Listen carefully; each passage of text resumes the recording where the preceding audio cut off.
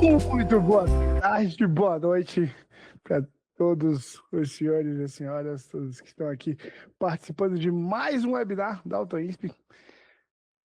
Me ouvem bem, sempre legal, tá? Conferir essa questão do áudio. Peço para vocês me confirmarem aqui se o áudio tá bom. Diferentemente de quem estava com a gente na semana passada, minha voz começa a ficar um pouco melhor, já está mais próxima do que é normalmente, graças a Deus. E comentem, como é muito bacana sempre saber de onde vocês estão ouvindo a gente, assistindo a gente. Comentem aqui no chat, deixa eu até aproveitar para abrir aqui o chat para ter esse acompanhamento, esse feedback de vocês. É muito bacana, tá? O feedback de vocês, a participação de vocês. Então, deixem perguntas aqui no chat, comecem falando de onde vocês estão nos assistindo. É muito bom saber. E se vocês quiserem compartilhar também qual a empresa que vocês trabalham ou qual setor dentro desse universo securitário vocês trabalham, é muito bom também. No papo de hoje, o Alan, regulador de Sumaré, bacana. Eu tenho um colega meu, muito tempo que eu não vejo, que é de Sumaré, legal, bacana mesmo.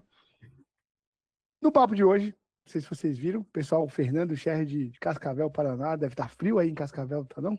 Aqui em Brasília começou, acho que o pessoal de Sumaré também, né? De São Paulo tem um bom frio nesse inverno.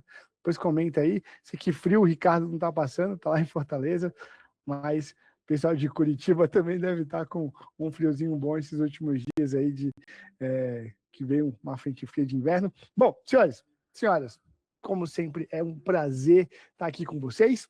Já me apresento e já também eu apresento essa cara nova que tem aqui do meu lado na apresentação, tá bom? Para vocês saberem, mas vamos lá, deixa eu apresentar aqui. Vamos conversar hoje sobre análise de sinistros, um bate-papo, tá? Então, assim como a Bruna, que já vai falar mais sobre ela, está aqui participando.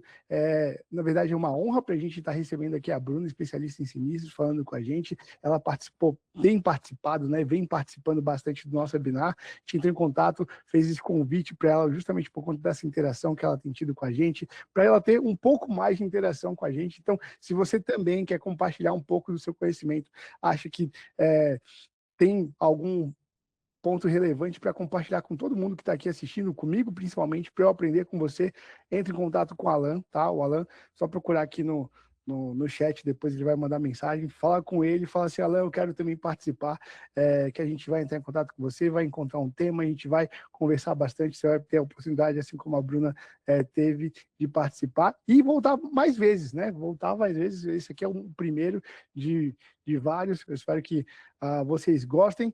Então, vamos lá, vamos falar um pouquinho sobre sinistros, análise de sinistros e comentar e talvez falar um pouco mais sobre o que a gente vive no dia a dia, tá bom? Deixa eu compartilhar aqui minha tela, deixa eu apresentar.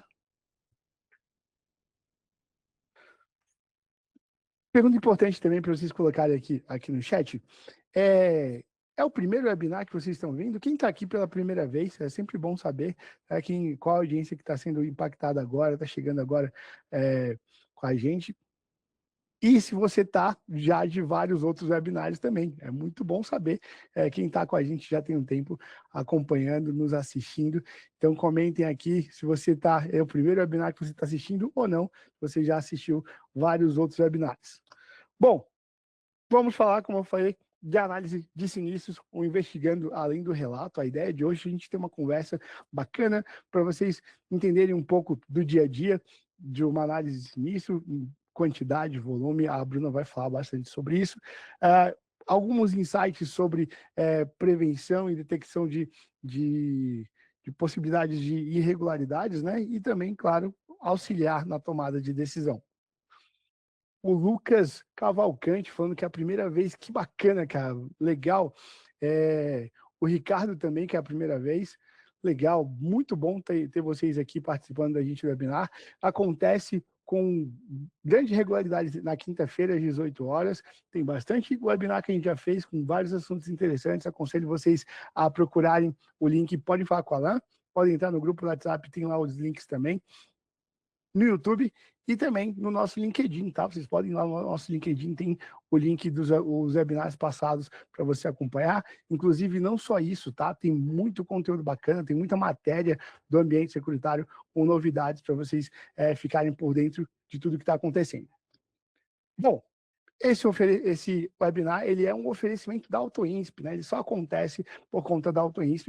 A AutoInsp é uma startup vocacionada em automatizar o processo de sinistros automotivos. Ela utiliza todas as grandes seguradoras, é utilizada já, né, por todas as grandes seguradoras do Brasil, e combina uma solução de inteligência artificial com análise de engenharia, justamente para reduzir drasticamente o tempo de análise, para ajudar vocês a tomarem decisões melhores. Essa é a vocação da AutoInsp, e esse webinar só acontece por conta da AutoInsp. Então, muito obrigado ao AutoInsp pelo espaço e pela oportunidade de trazer todo esse conteúdo, todo esse conhecimento da AutoInsp, mas também da Bruna para vocês. Para quem não me conhece, daqui pela primeira vez, sou o Lucas Christian, sou head de engenharia aqui da AutoInsp, mais de 2 anos trabalhando junto da AutoInsp, diversos anos de experiência, tanto na manutenção quanto na parte de consultoria automotiva, desenvolvimento de peças, e há 2 anos aqui na AutoInsp, desenvolvendo o time de engenharia, desenvolvendo novas abordagens com relação à identificação de fraudes e de irregularidades, e também trazendo conteúdo, né? Trazendo bastante treinamentos e conteúdos aqui para vocês possam difundir o conhecimento que eu tenho, que o meu time de engenharia tem e que a AutoInsp tem produzido para auxiliar vocês. Falei muito de mim, e eu tenho certeza que está todo mundo curioso para saber quem é a Bruna. Então, Bruna, no webinar de hoje tem aqui a nossa especialista de sinistros e seguros. Então, fale um pouco mais sobre quem é a Bruna e um pouco da sua trajetória, por favor. Boa noite a todos. Vamos lá. Meu nome é Bruna, alguns aqui já me conhecem, que eu chamei umas pessoinhas aqui para assistir. Eu atuo no ramo de sinistro já tem um tempinho. O Lucas me perguntou antes da apresentação quanto tempo, falar um pouco da minha trajetória, né? E aí eu fui puxar aqui na memória, eu falei, nossa, eu pensei comigo, né? Mas não tem tanto tempo assim que eu trabalho com sinistro. Mas olhando bem, faz uns 10 anos, quando eu comecei a entender mais de carro, entender mais de caminhão, eu comecei a trabalhar num sindicato de guinchos. E aí, depois disso, migrei para proteção veicular e hoje trabalho no ramo securitário, né? Então, venho aprendendo aí cada dia mais. Eu sou uma, digamos, curiosa até demais. Antes até da gente marcar essa webinar aqui, eu estava fazendo 2 cursos ao mesmo tempo, quase enlouquecendo, mas não enlouqueci ainda. Mas a gente sabe que quem trabalha no sinistro é um pouquinho doido, né? Então, sou uma delas. Falando mais um pouquinho sobre mim, eu sou casada, tenho um filhinho de 4 patas. Como eu falei para vocês, eu sou muito curiosa e eu busco muito conhecimento todos os dias. Hoje aqui para mim acho que vai ser uma noite muito legal para mim e para vocês também, porque é de muito aprendizado. Eu tô aqui hoje como uma convidada, mas eu tô aprendendo também. Eu costumo falar que a gente não sai de um dia de trabalho no ramo de sinistro sem aprender alguma coisa. Então, todos os dias a gente aprende alguma coisa. Esses dias eu me peguei, eu estava fazendo análise de um processo, e aí estava escrito lá, cerca colchete. Eu falei, meu Deus, o que que é isso? Normalmente quem é do interior sabe, eu não sou do interior. Aí eu falei, vamos lá para pesquisar para ver se esse sinistro faz sentido. Aí fui lá, pesquisei, eu fui lá no Google e falei, ué, o que que é isso? Cerca colchete. Aí no final fez sentido, então, realmente. E eu tinha acabado, é uma frase que eu falo muito, né? A gente não sai de um dia de trabalho sem aprender alguma coisa. Então, esse foi só mais um dia. Mas o dia a dia é sempre muito BO, como todos já sabem. Que bacana. Bruno, me fala, assim, você falou que é bastante curiosa, né?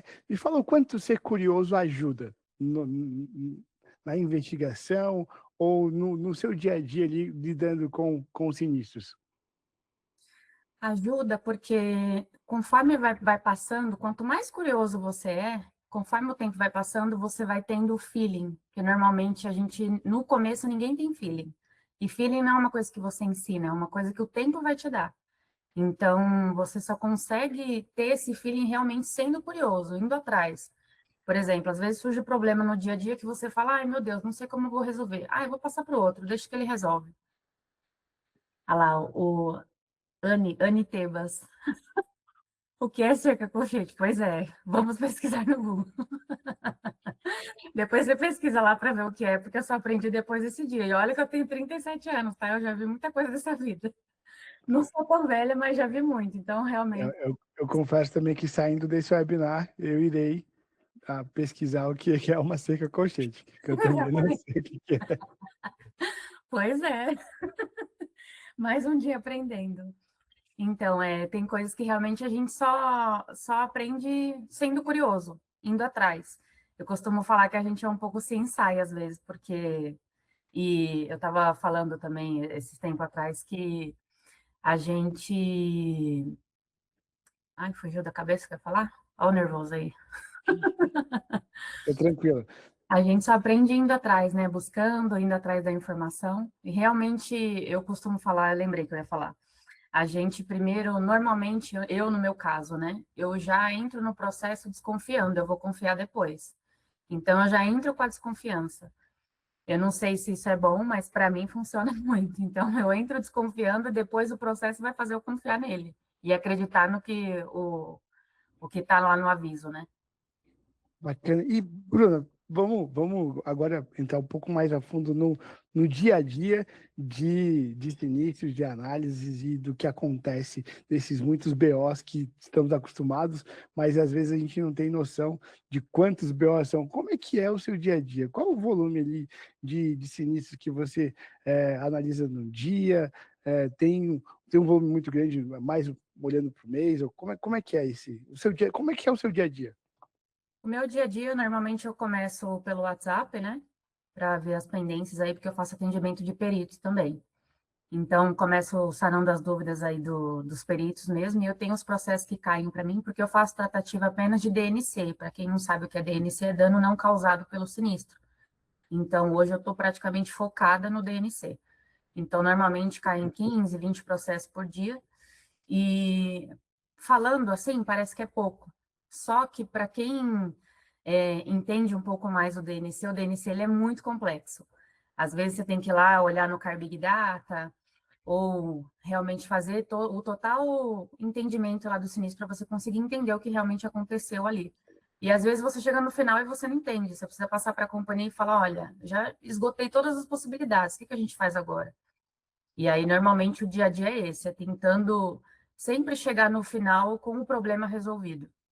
Que o DNC, ele praticamente ele é um problema, né? Que ele entra na seguradora como um problema.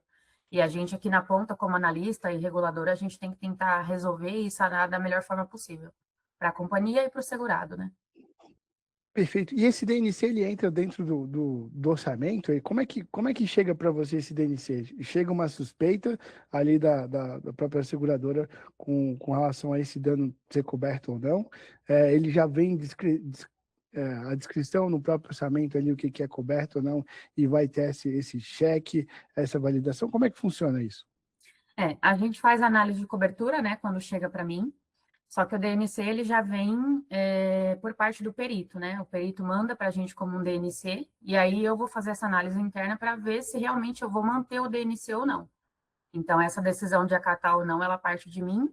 Em alguns casos, eu divido com a companhia para a gente ver se vai seguir com o processo ou manter o DNC. Perfeito. E aí, esse DNC, então, ele está intimamente ligado ao relato, certo? Eu tenho ali Exatamente. uma relação de veracidade do relato ou de nexo, certo? Às vezes nem sempre o relato, né? Às vezes o carro já está na oficina, e aí o perito vai lá fazer o levantamento, né, do que precisa ser reparado, e o cliente ou o segurado vai lá e reclama de uma outra coisa que não faz parte do sinistro. E aí ele entra como um DNC para a gente. Por exemplo, uma colisão que foi traseira. E aí o segurado, quando chega lá na oficina, ele colocou lá no relato que foi uma colisão traseira e seguiu. E aí, quando chega na oficina, o perito fala que o segurado está reclamando de um dano no para-choque dianteiro. E aí ele já entra como um DNC. Primeiro vem a visão do perito e aí depois entra para a minha visão. Perfeito. E nessa rotina, o que é o mais complicado? O que você entende ali que é o mais difícil, no geral? No geral, normalmente o que eu faço para facilitar o dia a dia? Eu tento me imaginar como se fosse eu ali no lugar, para ver se aquilo faz sentido. Por exemplo, uma vez eu peguei um caso que a cliente falou que tinha subido numa guia alta que tinha em cima da calçada, tinha um desnível em cima da própria calçada. E aí você vai lá e pesquisa no aviso do sinistro, era uma guia baixa. Então, normalmente a gente segue por esse ponto. Eu vou olhando, vou fuçando, né, no processo, pesquisando, olha aqui, olho ali, vejo se faz sentido. Então, normalmente a gente vai por esse caminho. Então, essa é a parte mais difícil. Mas a gente precisa realmente olhar sempre no detalhe, sempre ter muito um olho criterioso para olhar esse tipo de processo. Perfeito. E quando a gente tem um relato confuso ou que aparentemente não tem conexão com a realidade, qual é o procedimento? Normalmente, quando eu vejo, que nem teve uma vez que eu retornei para a companhia, eu falei assim, olha, o aviso não tem nada a ver, o carro não faz sentido com o aviso, enfim, para mim está tudo errado. Aí ele falou, olha, o que a gente pode tentar nesse caso, esse foi um dos primeiros casos que eu peguei, né, da companhia, e aí ele partiu por esse princípio. Ele falou, olha, liga para o segurado e vê se a história que ele vai te contar faz sentido. E aí, hoje em dia, eu faço muito isso. Então, às vezes, quando eu olho, eu falo, não, não tem nada a ver. O começo não faz sentido, o meio não faz, e o final piorou. Então, eu vou lá, ligo para o segurado, que nem uma vez era essa cerca colchete aí, essa bendita dessa cerca. Esse caso foi um que eu liguei para ela porque eu não estava conseguindo entender, e aí ela falou da cerca. Ela explicou da cerca, ela falou que ficou presa na cerca, porque era um dano que foi do início do carro até o final. Pegou teto, pegou tampa traseira, então não fazia sentido nenhum a história que ela tinha contado. Só que quando eu liguei para ela, ela explicou que ela estava numa área de fazenda, que estava tudo escuro, porque do jeito que estavam os danos, chegou até a quebrar o vidro traseiro da tampa. E aí eu falei, mas não faz sentido se, né? O que ela estava falando não Uhum. fazia sentido nenhum. Aí na hora que eu liguei para ela, ela falou, não, era um lugar ermo, estava tudo escuro, eu estava com a minha filha no carro. E aí eu falei assim, então você nem freou? Ela falou, não, eu não freiei, porque eu não vi a cerca. Então, quando a pessoa fala, realmente você consegue entender melhor como que foi ali a situação. Porque às vezes a gente tenta, né, fazer um desenho na cabeça, às vezes onde eu trabalhava eu até utilizava, a gente tinha carrinhos na mesa para tentar imaginar o desenho do croquis que o segurado fez.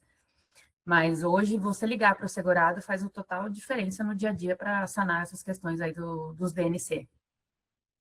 Perfeito. E é um pouco do que a gente faz também aqui na AutoInsp e no nosso corpo de engenharia, é tentar trazer essa questão do relato dos danos apresentados e trazer uma maior clareza ali. A gente sempre tenta, nos nossos lados da AutoInsp, trazer um croquis do tanto do que foi relatado quanto do que a gente entende ali do que é a dinâmica, justamente para que a gente possa dar essas informações. Então, quanto mais clareza, igual a Bruna falou, ela precisou ligar para a segurada para ter clareza, entendimento ali do que acontece, né? Então, ter clareza é essencial para uma tomada de decisão mais assertiva, e a gente consegue, através de alguns sinais que os carros dão, né, falar um pouco sobre o como que foi, ou então trazer uma descrição de como aconteceu. Alguns relatos realmente são muito fantasiosos, a gente faz ali um, um adendo com relação a isso, da impossibilidade de isso acontecer fisicamente. Alguns realmente foi só uma falta, talvez, de palavras para a pessoa explicar o que aconteceu, né? E a gente consegue, então, traduzir e trazer essa clareza. Muito bacana. E aí, a gente utiliza todo esse recurso para colocar, não a prova, mas trazer o material técnico que vocês possam tomar a decisão. Então, a Bruna teve ali uma dúvida, será que isso aconteceu ou não? Ou ela acha que não aconteceu e precisa de uma visão diferente? Ligou para o segurado continuou com a mesma história e ainda não faz tanto sentido. É possível representar isso de uma outra forma, trazer cálculos, trazer algum tipo de análise? Sim, é possível. A engenharia está aqui justamente para isso, para trazer representações gráficas e matemáticas do que aconteceu, alguma reconstrução e, claro, trazer clareza ali sobre se aconteceu ou não, se há anexo com esse relato ou não. E acho que é aqui que começa a mudar o jogo, e principalmente com relação à velocidade, né, em tomada de decisão, porque a gente consegue oferecer esse serviço de forma rápida, mas essa conversa, essa troca que a gente tem aqui, que a gente trazendo conhecimento para vocês, quanto durante, por exemplo, a execução no pedido, faz com que vocês olhem e falem assim, não é realmente, às vezes só uma conversa, né, com a engenharia, com um engenheiro, com alguém, com algum técnico, o próprio perito do outro lado, ligou, o perito fez a regulação, ligou o perito, você viu esse dano? Tá parecido com isso aqui, o carro conseguiria fazer uma curva e acontecer esse dano. Então, essa conversa, essa troca, ela realmente é essencial para que a gente possa ter mais peças desse quebra-cabeça ali, que é o sinistro, preenchido, e a gente consiga ter uma visão melhor do todo. E falando em visão melhor do todo, eu sei que você trouxe alguns casos, né? Trouxe alguns casos legais aqui para a gente conversar. Me fala um pouco sobre esse caso aqui, desse sinistro. Temos aí esse relato, né? Essa é sempre uma história triste contada. O veículo encontrava-se parado em frente a uma panificadora Artipão, aguardando oportunidade para ingressar na via. Ao iniciar a manobra de entrada na via, não visualizou o veículo terceiro em decorrência ao ponto cego, vindo a ocorrer o impacto. E aí, vamos lá, acho que tem as fotos aí, né? Isso, tem as fotos. Mas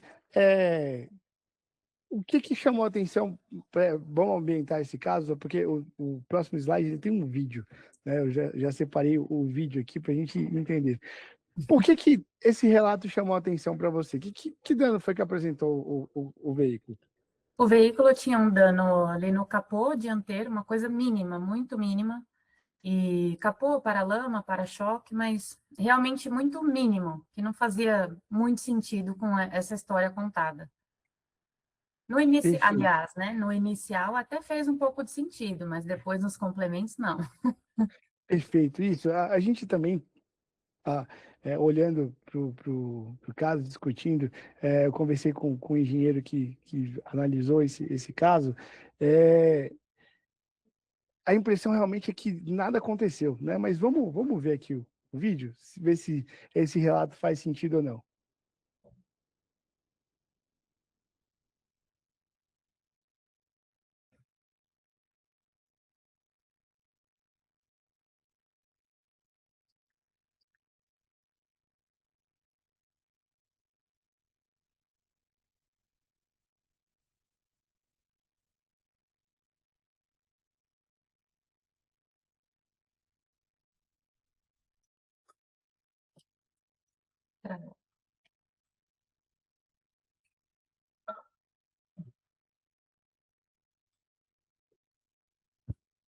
Todos conseguiram ver claramente o que aconteceu. Vou dar um replay aqui, só no momento em que acontece realmente o sinistro. Vamos lá.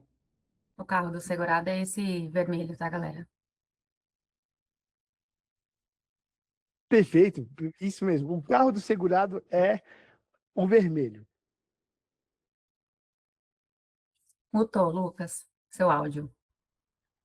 Perdão, gente. Então a gente tem que o relato está certo, né? O carro do segurado estava tentando entrar, conforme ele falou, e veio a colidir com um carro terceiro. E aí, qual foi o dano que aconteceu no carro que fez as coisas não fazerem tanto sentido depois? Na inicial fez sentido, né? E a gente, ok, liberou. Só que esse carro, ele fez troca de oficina. E aí, após a troca de oficina, ele voltou com um buraco no motor, na parte de baixo. Perfeito. E aí, olhando para esse vídeo, e eu coloco a pergunta aqui para o chat para vocês responderem. Faz sentido um buraco no motor por conta desse contato com o veículo terceiro? Jamais. E observem mais um outro ponto aqui. A gente tem, depois do contato, ele permanece em movimento, né? Ele Uhum. O não carro continua para, o carro andando. tá. que é um outro detalhe, né? O carro, aliás, né, a gente teve essa informação, o veículo do segurado chegou rodando na oficina, da mesma forma que ele saiu aí da colisão. Perfeito. Vamos olhar então agora esses danos. Deixa eu só passar aqui. Vamos ver esses danos então que foram supostamente causados pela colisão com o veículo terceiro. É um carro. Ah, tá. Vamos fazer aqui um Um adendo, né, um da parêntese corrida. técnico, que é com relação a esse motor, tá? Aqui a gente tem uma Tracker 1.0 com motor GM 3 cilindros, motor novo, recentemente, né, ele é novo, né, no mercado, e ele tem uma O característica Fernando está que é comentando aqui no chat, a correia banhada a óleo, é isso mesmo. isso, exatamente. Ele tem uma correia banhada a óleo, né? O motor GM de 3 cilindros, ele tem a correia dentada banhada a óleo e poderia ter sido o primeiro ponto, né? Questão de garantia, a seguradora já manda ali para o fabricante e fala assim, ó, isso aí o problema foi teu aí, tu que fez o equipamento que não é tão confiável. Mas analisando aqui essa imagem, né, que tem aqui, a correia está em bom estado, né? Então, o problema do motor não foi a correia, que é um defeito um pouco crônico desse motor, né? Que poderia ter sido levado. Mas o defeito que aconteceu, que eu vou mostrar para vocês já já, é algo que tem acontecido já com mais frequência do que o próprio problema da correia banhada a óleo, né? Então começa a chamar a atenção aqui esse motor, tanto para quem for pensar em comprar um motor, um GM, né, 3 cilindros, quanto para a questão de análise de risco mesmo, para as proteções, as seguradoras analisarem ali, porque é um risco de quebra mecânica bem considerável. Então, aqui a gente tem o pistão número 2, o do meio, com danos severos realmente, né? Teve ali não só questão de anel, mas a própria cabeça do pistão quebrou. E aqui a gente tem a biela, deixa eu desenhar aqui. A gente tem aqui parte do que seria a biela completamente destruída, parte do motor completamente destruído, toda a cabeça do pistão também aqui destruída.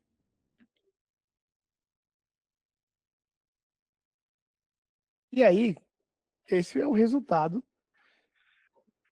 E eu sei que para o conceito técnico, por exemplo, para quem é mecânico, vai olhar e falar assim, nunca que uma colisão causa isso, tá?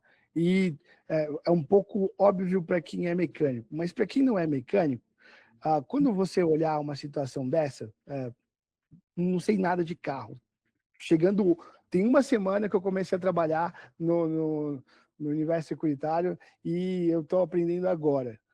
Danos do motor, né? A gente tem um webinar falando sobre isso já, falando sobre danos que foram causados, podem ser sido causados por falta de manutenção ou pelo próprio sinistro. Inclusive, vale muito a pena, são duas partes, tá, desse webinar, vale muito a pena retornar lá e ver. Você vai observar que isso é um dano, o bloco do motor ele está muito bem protegido, né? Então, seria possível um dano parecido com esse do carro que capotou? Talvez.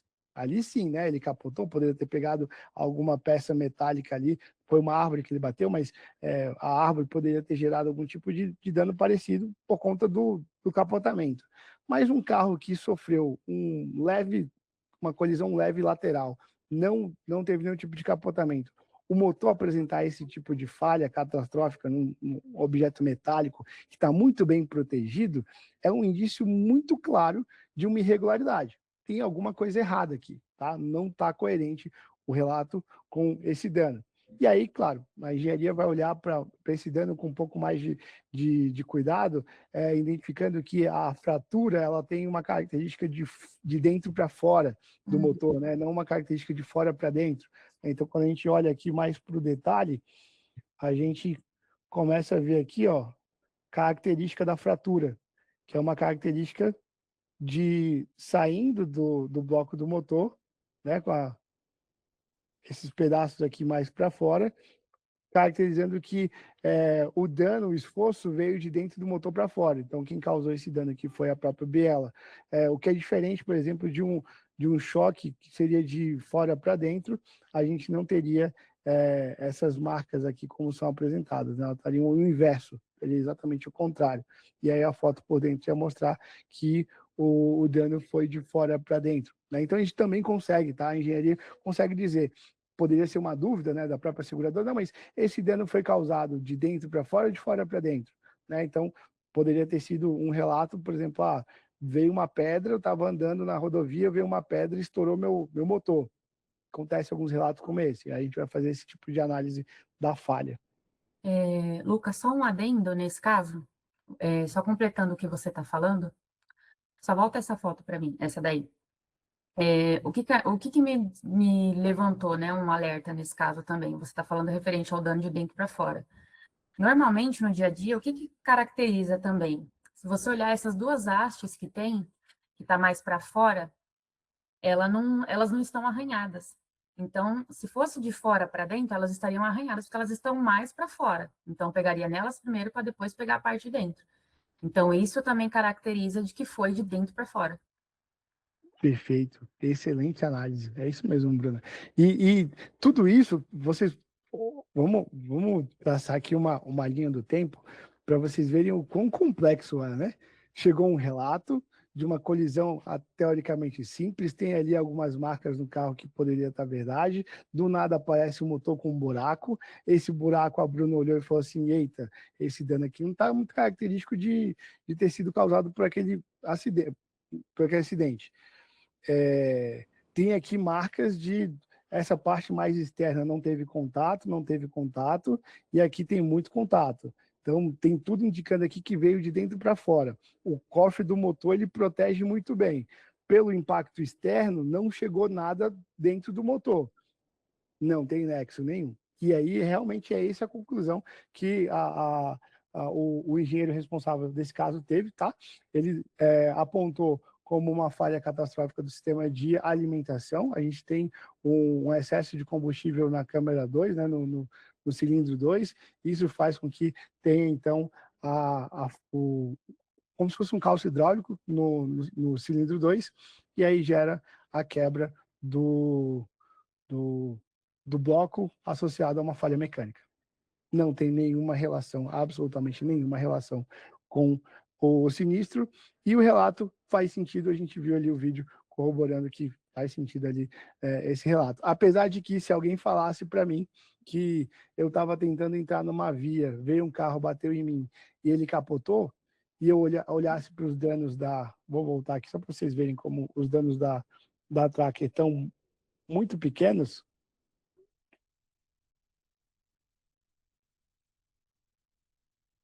Essa região aqui, ó, que sofreu o impacto, eu ia falar que não aconteceu, não.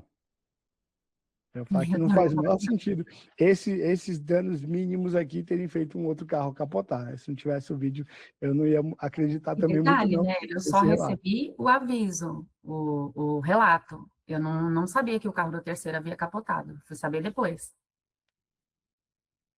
Exatamente. Eu Então, ia desconfiar mais ainda se eu tivesse visto que o carro ia capotar. como, né? Como que esses danos aqui geram um capotamento de um carro? Se falassem para mim que o outro carro capotou e o motor quebrou, eu ia falar assim, cara, até alguma coisa fazendo sentido aqui, apesar de que esses danos não fazem sentido, o motor do outro carro ter dado problema, beleza. Agora, esse motor aqui, ó, o motor fica aqui dentro, não tem nenhum tipo de dano daqui para cá. Como que isso quebra? Tem um amassadinho na frente, em cima do emblema, tá vendo? Aqui, Também né? nem é do sinistro, porque pegou do lado. Bem em cima do Como dá emblema, um pouquinho mais para a direita. Aí, aqui, né? isso, exatamente. Verdade. O que também Não, não tem relação. Então, isso seria que, no caso, um dano não coberto. O capô, a troca do capô não seria autorizada, por exemplo. isso, exatamente, o que o Emerson falou.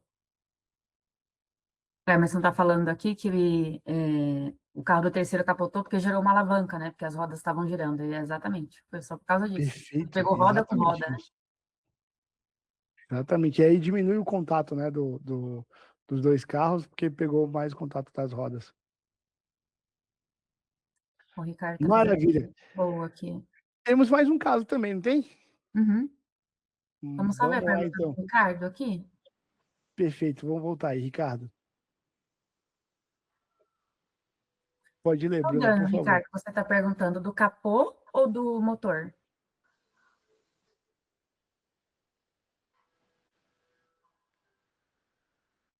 Não, não. Perfeito, Ricardo. Vamos lá. Deixa eu só voltar aqui ao dano do motor, né? A gente continuar discutindo. É, vamos imaginar, trazendo a sua pergunta para um cenário do dia a dia. Não conheço onde você mora, mas analisando pelo Brasil, eu sei que não muito distante da sua casa deve ter uma rua esburacada, porque é a realidade, infelizmente, é a realidade do Brasil.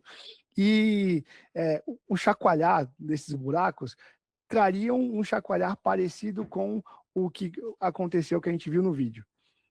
Se aquele chacoalhar do vídeo fosse suficiente para gerar uma movimentação do motor e gerar esse dano, a gente teria esse dano com muito mais frequência, porque esse chacoalhar ele é previsto, né? A gente tem infelizmente, muita estrada ruim no Brasil, né? Estrada de terra também, em algumas regiões mais afastadas ou então mais rurais. Então, como ele é previsto esse chacoalhar, a gente tem um sistema de suspensão, mas às vezes não é suficiente.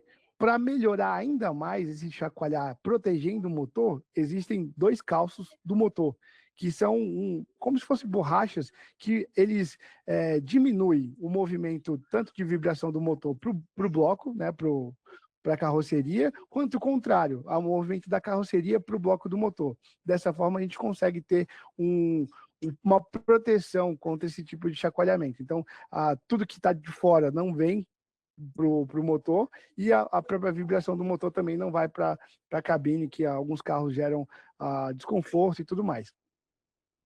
Então, por conta desse sistema de proteção, é que isso não é possível. Mas em um capotamento seria possível? Sim. Aí eu já ia falar que sim. Tá? Se a Tracker tivesse capotado 2, 3 vezes, a gente teria uma possível movimentação lateral suficiente para gerar esse tipo de dano, tá bom? Então estaria mais coerente com um capotamento. Quer dizer que um dano parecido com esse nunca vai ser gerado por conta de um sinistro? Não, isso não é verdade. Pode ser gerado por um sinistro de capotamento, um sinistro em que existe uma intervenção lateral muito intensa, e isso chega até o cofre do motor, e aí a gente vai ter as características que a Bruna falou, né? A gente vai ter mais regiões amassadas aqui, a gente vai ter as regiões externas danificadas, todo o cofre do motor vai apresentar algum tipo de dano, e aí começa a encaixar melhor as peças desse quebra-cabeça, né? Então, quando a gente olha para esse dano, ele não se encaixa no quebra-cabeça que a gente teve lá montado pelo vídeo, mas ele poderia se encaixar num outro quebra-cabeça, que é o quebra-cabeça, por exemplo, de falha mecânica. O bico injetou mais combustível do que deveria e gerou um calço hidráulico e fez esse dano. Perfeito? Vamos lá para esse caso que eu gostei também, quando a Bruna trouxe esse caso para a gente, eu fiquei bem interessado Peraí, gente, por conta do que aconteceu. Deixa eu te interromper de novo. Vamos só responder uma outra pergunta muito boa aqui no chat referente a esse caso da Tracker. CMA, não sei aqui o nome da pessoa, está perguntando: o dano do motor já veio no primeiro impacto ou somente na troca de oficina? Só na troca de oficina. Na primeira oficina foi avaliado apenas ali aqueles danos na dianteira, que ele ficou até abaixo da franquia, e aí a cliente resolveu levar o veículo na concessionária. E na concessionária ele já chegou desse jeito. Só que ele chegou rodando na primeira oficina, ou seja, ele não estava assim. Tanto que ali no próprio vídeo ele continua rodando. Então, isso realmente não aconteceu no sinistro, aconteceu depois. Perfeito. E essa construção da linha do tempo ela é interessante para a tomada de decisão, né? Para Sim. entender se teve alguma intervenção. Às vezes a gente pode ter irregularidades de danos não cobertos feitos pela própria oficina, né? Essa mudança de oficina, uma Sim. oficina danificou o veículo para que a outra pudesse ganhar. Bom, infelizmente existem diversas formas de irregularidade e a gente tem que estar de olho, porque é nosso papel identificar elas, né? E ajudar para que não sigamos com pagamentos indevidos, né? Excelente. E esse Vamos para o caso, mais Bruna? Me conta legal. mais sobre esse. Vamos para o mais legal.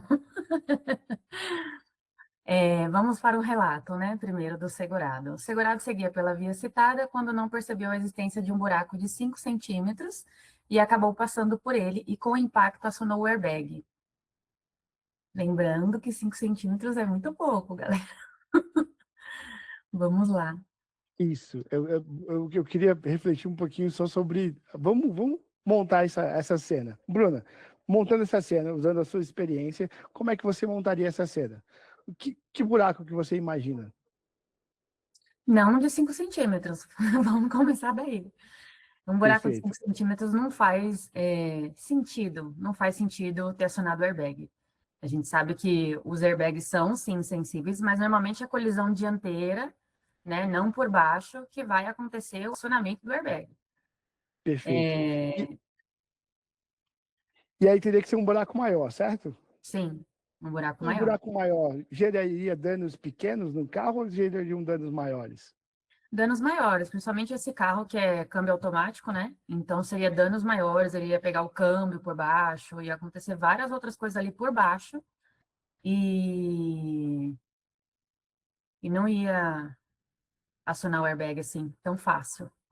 Perfeito. Então, eu tô tentando montar aqui a cadeia para a gente acionar esse airbag. Então, eu vou cair num buraco, esse buraco vai causar dano na parte de baixo, vai pegar a roda, vai pegar a suspensão, e aí eu tenho a abertura dos airbags, certo? Sim, Vamos ver o isso carro. mesmo.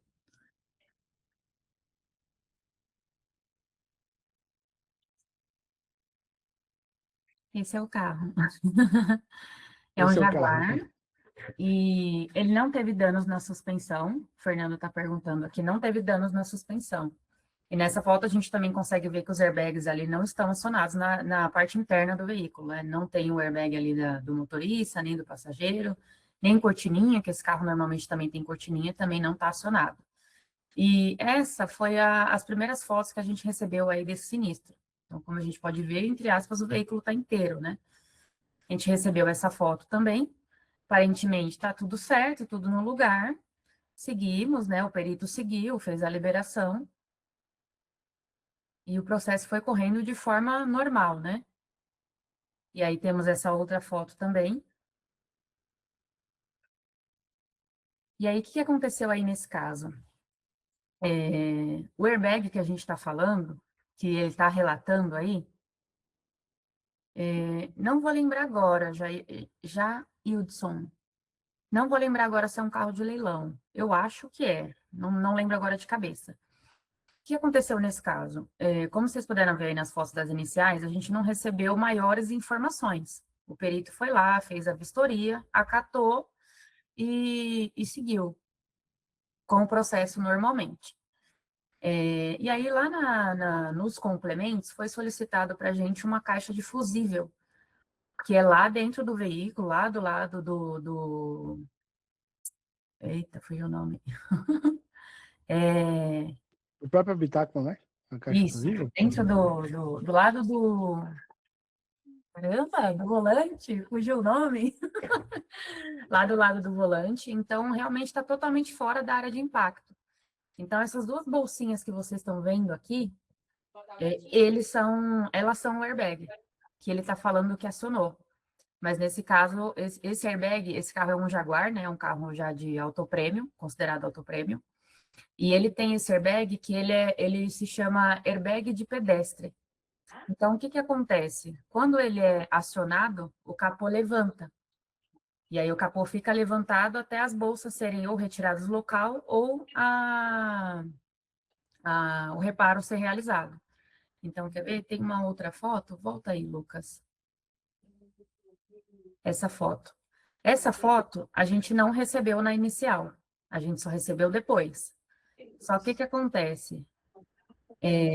Quando foi solicitado para a gente a caixa de fusível, que não havia nexo causal com o sinistro, e incluindo essa caixa, o veículo iria para indenização integral, a gente já fica, né? Tipo assim, não está certo isso, tem alguma coisa errada.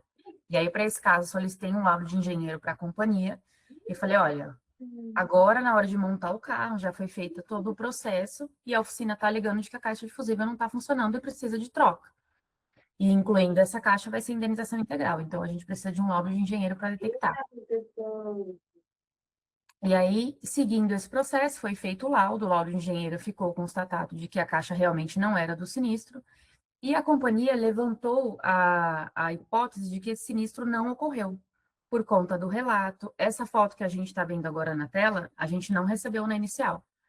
Foi quando esse sinistro voltou de que a caixa não era do sinistro, eu fui atrás que acontece, esse carro, primeiramente, o segurado tentou fazer de forma particular.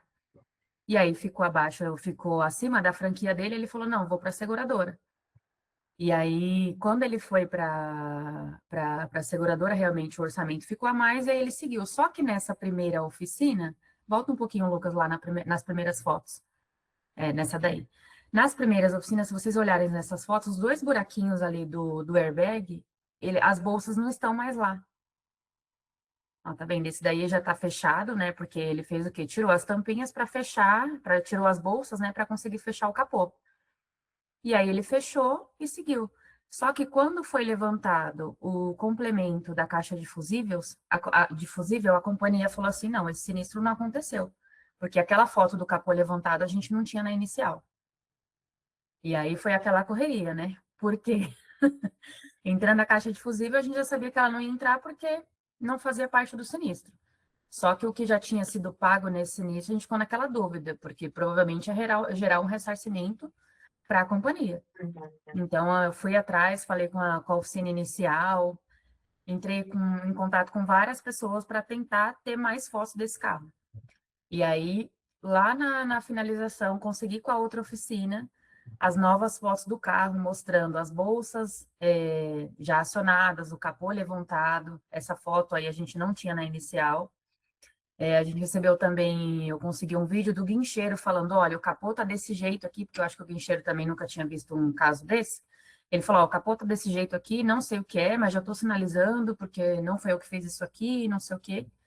E aí, essa finalização, que na verdade era um levantamento maior que deveria ter sido feito na inicial, eu consegui fazer no final para a gente não pagar o ressarcimento para a companhia. Mas são casos, por exemplo, isso daí é uma coisa que eu também não conhecia. Eu nunca tinha visto. Eu nunca tinha visto falar de airbag de pedestre, eu não sabia nem que isso existia. Então, é um caso que serviu, que é o que eu falei lá no início. A gente vai buscando, tipo, você sai. Você busca aqui, busca ali. Se vocês procurarem na internet, não tem nada falando de airbag de pedestre. Eu quase fiquei louca com esse caso. Mas no final, é importante que deu tudo certo. A companhia, né, decidiu, pela morosidade, aí, pelo tempo que demorou o processo, por conta da realização de laudo, a companhia decidiu pela indenização integral do carro. Mas, para nós, né, que estamos aqui na ponta, não gerou nenhum ressarcimento, porque a gente conseguiu, fazendo todo esse trabalho aí por trás, com que desse certo no final. Perfeito. E aqui é um ponto interessante, porque acho que foi o Ricardo que colocou, se o relato não tivesse o detalhe do tamanho do buraco, ele poderia ter sido mais facilmente acatado? Sim, mas com um buraco maior, esperar, como a gente construiu, naquele cenário que a gente construiu, a gente ia esperar danos maiores. E quando a gente olha para esses danos nessa frente, a gente não tem uma correlação clara dos danos com a possibilidade de abertura de airbag. Aí você vem, por exemplo, danos caindo num buraco, tá? Não acionaria airbag. Ah, um carro que não tem airbag de pedestre, mas o airbag do passageiro, ele poderia ser acionado por danos na parte inferior? Sim, é possível, mas você também tem que gerar um impacto muito alto. Então, por exemplo, se eu subir um meio fio e esse meio fio danificar a suspensão ao ponto de danificar o câmbio também, é possível abrir os airbags? É possível. Principalmente carros da Fiat, que funcionam da Stellantis, né, como um todo, funcionam com alguns acelerômetros que funcionam de baixo para cima, vão acionar os airbags também do passageiro. Então, é possível, mas a gente começa a ter uma situação um pouco mais robusta ali com relação a essa parte de airbag. Mas aí vem um ponto interessante. Ele caiu num buraco de 5 centímetros e abriu os airbags. Mas foram os airbags de... Deixa eu ligar aqui a canetinha. Foram os airbags de pedestre. E aí, a gente olha para o capô e vê um dano que está compatível. com um atropelamento, né? Seja uma bicicleta, pode ter sido uma pessoa, né? Mas pela projeção dos danos ali, parece não ter sido algo nesse sentido, mas pode ter sido, sim, algum impacto na parte frontal, no caso do capô, o suficiente para fazer o acionamento dos airbags. Ele entendeu ali que é o suficiente para abrir os airbags. E talvez possa ter sido algo intencional também, nesse sentido, para que possa gerar uma indenização integral, visto que o carro talvez apresentasse já esse problema na caixa de fusível, e também é um carro de baixo mercado, mas alto valor agregado, né? Então, não são muitas pessoas que são interessadas em comprar um Jaguar, mas é um carro bem caro, né? Um alto valor agregado. Então, esse conjunto de informações vão trazendo aqui uma salada de fruta de irregularidade, né? Então, muito bom a ação da Bruna de olhar para todos esses pontos e falar assim, cara, tem alguma coisa errada aqui, deixa eu ir atrás. Que airbag foi esse que abriu que eu não estou vendo? Cadê? Tem mais informações? Cadê o guincho? O guincho, o que você viu? Toda essa curiosidade que a Bruna começou falando lá no começo do nosso webinar foi o que garantiu que ela tivesse um resultado de sucesso aqui com relação a esse sinistro, justamente porque ela foi atrás da informação que fizesse sentido, né? E acho que é muito isso que a gente tem que buscar sempre numa análise de sinistro, vamos buscar uma explicação.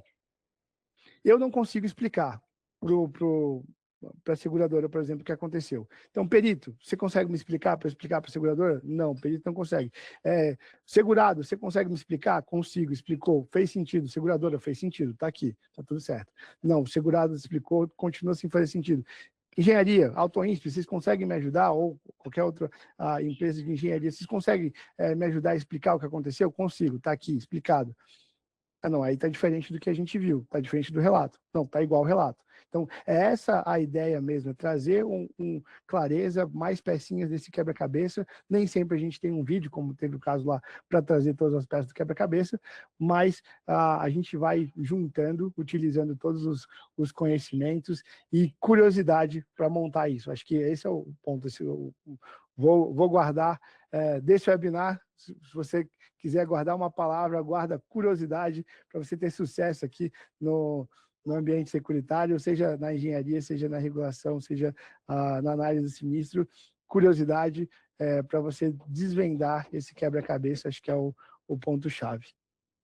Bruna, considerações sobre esse caso e algum outro caso que você queira falar de sucesso, fica à vontade. Olha, esse caso, ele me tirou o sono. Quando o rapaz da companhia me ligou, eu falei, meu Deus. E aí eu fiquei pensando, como que eu não vi isso? Eu não sei o quê. Você começa a se culpar, né? Mas é que eu me cobro muito, né? Eu me considero extremamente profissional e eu me cobro muito no que eu estou fazendo. Então, e ao mesmo tempo eu sou extremamente detalhista. Às vezes eu até demoro um pouquinho mais no processo, mas eu sempre vou atrás. E agora você estava falando de uma questão curiosa, ou de algum caso que eu lembre, um caso que me marcou uma vez. Foi um caso que teve uma morte, né? O associado, na época era associação, ele acabou atropelando um adolescente. E aí eu liguei para ele para entender o que tinha acontecido. Só que esse caso ele não veio para mim logo quando aconteceu, ele veio um pouco depois. Então, veio meses depois. E aí eu fiz contato com o motorista para entender o que tinha acontecido, e quando eu liguei para ele, ele falou assim, olha, eu nem queria falar sobre esse assunto, mas eu vou falar porque você é do sinistro, eu preciso explicar. Eu falei, tá bom, porque o relato não fazia muito sentido. E aí ele começou a explicar, começou a chorar, falar que ele estava sendo ameaçado, que as pessoas estavam culpando ele, colocando o nome dele nas redes sociais e falando que ele era um assassino. E aí, enfim, ele explicou o que tinha acontecido, né? Na época era um caminhão e o rapaz estava de bicicleta e não tinha como ele ver, né? Normalmente os caminhões, no mínimo, a cabine tem 3 metros de altura, então realmente não tem como a pessoa ver.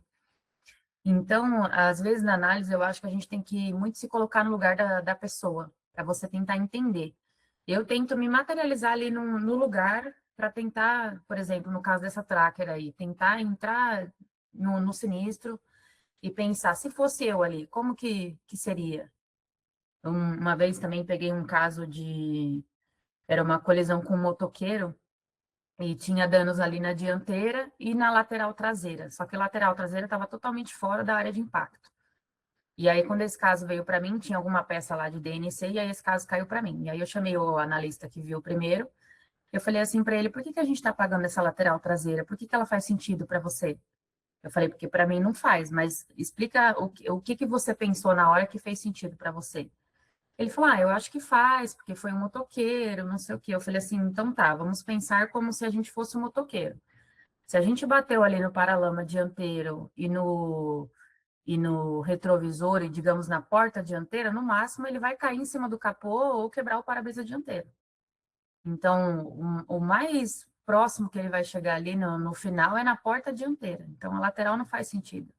Então, às vezes, no dia a dia eu faço muito isso. Hoje mesmo eu falei com o perito, eu falei, por que que a gente está pagando isso aqui? Aí ele me explicou, eu falei, mas fez sentido para você? E se ele me explicar alguma coisa que realmente faça sentido, eu mudo, tiro a ideia que está na minha cabeça e troco. Mas eu acho que é muito isso, é muita troca diária com as pessoas que você trabalha, muito respeito, né?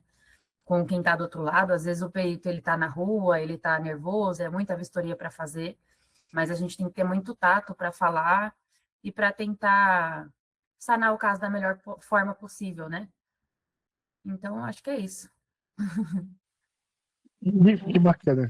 Acho que tem mais coisa, acho que pena não ter mais tempo. Acho que se a gente tivesse mais 1, 2 horas ali, com certeza teriam mais casos para a gente falar. Inclusive, fica então o convite, tá, Bruno, da gente fazer mais rodadas ali, por exemplo, analisando orçamento, né? A modificação de orçamento. Às vezes, eu sei que no processo do sinistro, ele leva o carro para a oficina, tem um orçamento, aí depois que desmonta algumas partes, vê que tem outras partes que quebraram, e aí Sim. tem é feito um aditivo nesse orçamento, e aí esse aditivo pode ter danos cobertos, pode ter danos não cobertos. Então acho que é legal também a gente trazer para a galera como é que é esse processo, né, de aditivo, se a gente vai, o que a gente tem que observar. Então já fica aqui um ponto ali para o nosso próximo webinar. Claro, fica o convite para a gente fazer análise de orçamento e trabalhar um pouco mais essa parte de danos cobertos e não cobertos. E claro, sempre trazendo o máximo de insight, de conhecimento para vocês.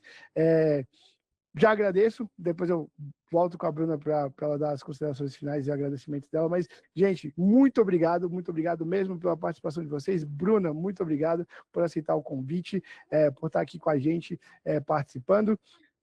Galera, se tiver alguma pergunta, tá? A gente vai abrir já também para vocês perguntarem, quiserem abrir o microfone, abrir a câmera também para perguntar, fique à vontade, mas já agradeço a participação de cada um de vocês, estarem aqui com a gente em mais um webinar. E, Bruna, muito obrigado pela presença, por aceitar o convite, foi uma participação muito especial e, claro, já fica o convite, como eu falei, para a gente falar sobre orçamentos e análise de danos não cobertos também em orçamentos.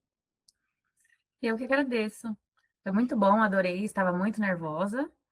Todo mundo feliz que eu me desmaiei no meio, porque não parece, mas eu sou muito tímida. Mas fiquei muito feliz, adorei o convite e adoraria participar mais vezes, é muito legal. Eu adoro falar sobre sinistro. Eu costumo falar que a gente não sai um dia ileso do sinistro sem aprender alguma coisa. Então, é isso que eu tento fazer no meu dia a dia, aprender e ensinar. Eu adoro ensinar também. Quem tem vontade de aprender, eu adoro ensinar. Então, eu acho que é isso, a gente nunca deixa de aprender. Eu nesse momento, estou estudando, né? Eu faço gestão de seguros e já estou vendo outro curso para fazer, porque eu tive como que eu posso dizer? O meu começo, minha trajetória profissional não foi fácil, então eu não tive muita oportunidade de estudar, e hoje eu consigo. Então, eu sempre vou atrás de estar estudando. Você vê, eu sempre estou aqui nas webinars para aprender mais. Às vezes a gente acha que aprendeu tudo, mas não aprendeu. A gente nunca aprende tudo. Cada dia é um novo dia e uma nova oportunidade de aprender. Então, contem comigo sempre, estou por aqui. Obrigada. Maravilha. Obrigada, Gente, família, que veio. alguma pergunta, fiquem à vontade aqui para colocar no chat. Se vocês quiserem abrir a câmera também para perguntar ao vivo, fiquem à vontade. Perguntar para a Bruna mais sobre o dia a dia. Alguma outra dúvida técnica, fica à vontade. Vou abrir alguns minutinhos aí para vocês falarem. Imagina, Rodrigo, eu que adorei. Estou lendo aqui o Tem que mais perguntas? Tem mais dúvidas? Gente, então, Boa noite a obrigado todos. mesmo. tá? O Gladson. Vai lá, Gladson, fica à vontade, cara. Eu Pergunta aí. fiquei com uma dúvida desde que eu escutei o caso ali da tracker, do motor, e a gente analista como um todo, né? Acredito que todo mundo sempre tenta fazer a relação entre o relato e o dano, né? A gente tenta imaginar como pode ter ocorrido aquilo ali. E vendo a finalização ali da análise, eu concordo ali que tem grande chance ali de ser uma falha catastrófica mesmo ali do sistema de injeção, que gerou um calço hidráulico, mas com o impacto ali no vídeo, deu para ver que teve impacto na roda, será que não poderia ter gerado uma energia rebote no sistema ali de câmbio, voltado ali para o virabrequim e travado a biela e o pistão ali no momento de explosão ali e ter empenado, ter estourado? Tá mudo, Lucas. Mas deixa eu só adiantar aqui, o Gladson fez essa pergunta, eu esqueci um detalhe desse caso. Esse caso veio um complemento para mim hoje, e eu fiquei sabendo que a concessionária vai pagar esse motor para cliente. Por quê? Eles detectaram que é um problema da montadora. Oh, que maravilha. O Lucas não sabia dessa, a fofoca boa, né? Não sabia dessa. Olha aí, novidade Ela vai chegando ganhar o motor da quentinha. montadora. Quentinho. O que acontece, tá, Gladson? Primeiro, excelente pergunta e a lógica ela tá completamente perfeita, tá? Para quem não entendeu o que o Gladson está falando, se naquele impacto na roda, porque foi roda com roda, que gerou um capotamento no outro, não poderia ter gerado um atrito ou uma força contrária ao movimento dessa roda o suficiente para gerar algum tipo de movimento contrário no sistema de funcionamento ali do cilindro, né, dos pistões. O que acontece? Nessa cadeia, entre a roda e o motor, eu tenho diversas outras peças que vão falhar primeiro.